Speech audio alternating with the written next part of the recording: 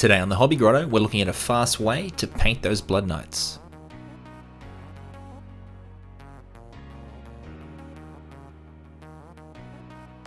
Now the key to speed painting is working out exactly where to cut those corners while still delivering a solid product. So we're overbrushing the whole model with our metallic base to start, which is a mix of Rhinox Hide and Iron Warriors.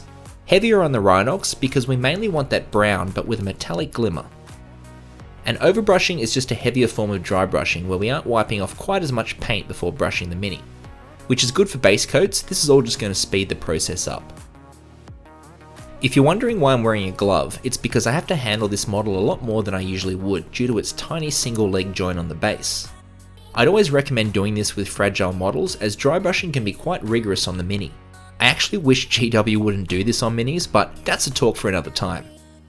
Bear in mind, if you don't want to mix this paint up, you could also use something like Runelord Brass, but I like to mix it because I think the non-metallic Rhinox Hide paint makes it look a bit more dirty looking. Now I'm coming back through with a dry brush of Iron Warriors to give this metal some more shine. I actually use this technique for a lot of my metals as I prefer the dingier look to contrast with the brighter colours I like to use for clothing. Concentrate on the areas of fine detail with this dry brush, but you still want to give the whole model a once over.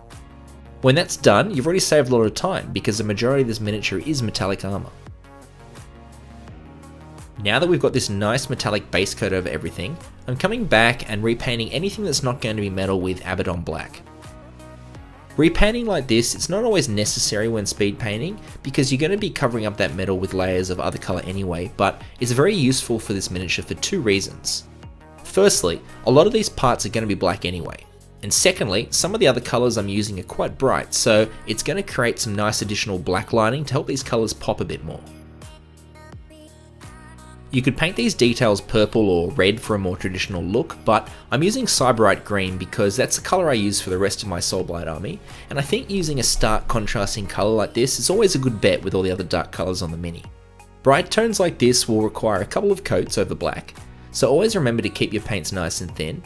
Green is the third colour in our Triforce of black, metal and green, and keeping the colour palette to a minimum like this will not only help with painting a bunch of these, it'll also create a more bold look for the entire army. There's less bone than you would imagine on an undead miniature here, but I like to start my bone with a base of XV88. It's just the head of the steed here, but it's not a bad design decision as it creates some contrast with the darker head armour, and also means I don't have to spend ages trying to decide what colour eyes to paint on an undead horse, which can be quite the conundrum. There's also the tiniest patch of face showing on the helmet, which I'm basing with some Dark Reaper because I like my vampires to have a more blue-grey skin tone. Finally, I'm dry brushing a few areas like the tail with a dark grey so that they'll be highlighted after the wash is applied, and that's just another nice way to save time with a colour like black when trying to get models out quick. Nuln Oil is the perfect wash for something like this with metallics and dark colours. It'll tie everything together and give all the colours the same underlying tone, while also providing the first level of depth to the paint job. Now that the wash is completely dry, we can see the model has some nice shading, and we're going to start to apply the layers, firstly with the Cyberite green base, making sure to leave the darkened wash in all the shadows and crevices for shading.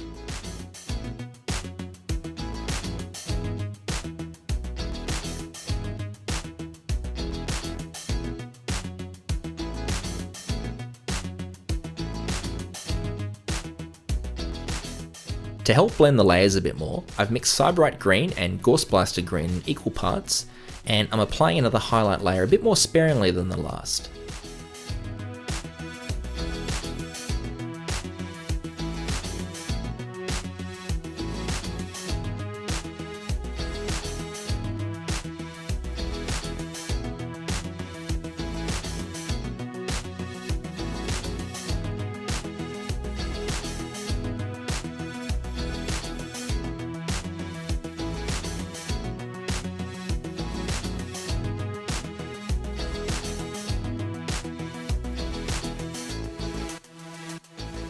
And finally, I'm doing some highlights with pure Gorse-Blaster green. This is a very stark colour, so keep this to just the most raised areas so we don't overwrite the blends we've created with the previous green layers.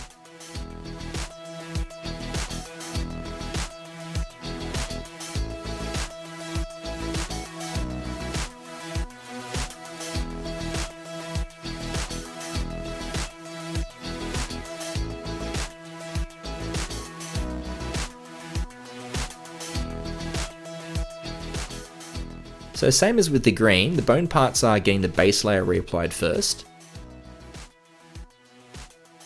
followed by an equal mix of XV88 and Ushepti bone to help create that blend towards the highlights. Some final highlights can be applied with pure Ushepti bone, depending on how clean you want the bone to be. I like to brighten up a bit to create more contrast with the darker parts of the Mini, but that's going to be down to personal choice. Now that we have a very serviceable, battle-ready paint job, it's really up to you to decide how much extra highlighting you want to add.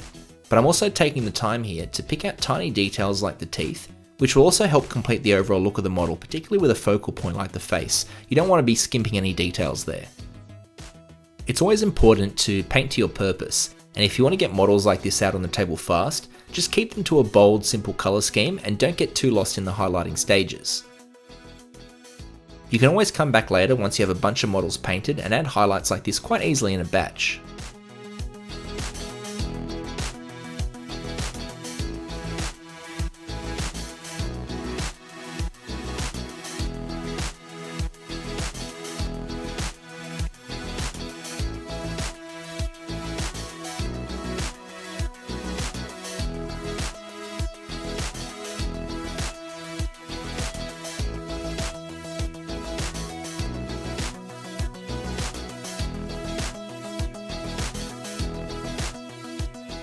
Some highlights on the sharp edges of all the metal bits can help bring back some shine, while also giving more definition to the detail of the armour.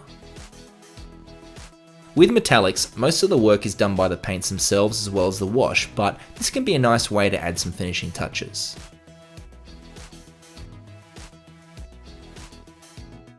And that's the Blood Knight complete. We've been waiting a long while for these miniatures and they don't disappoint. As always, thanks for watching and we'll see you next time on the Hobby Grotto.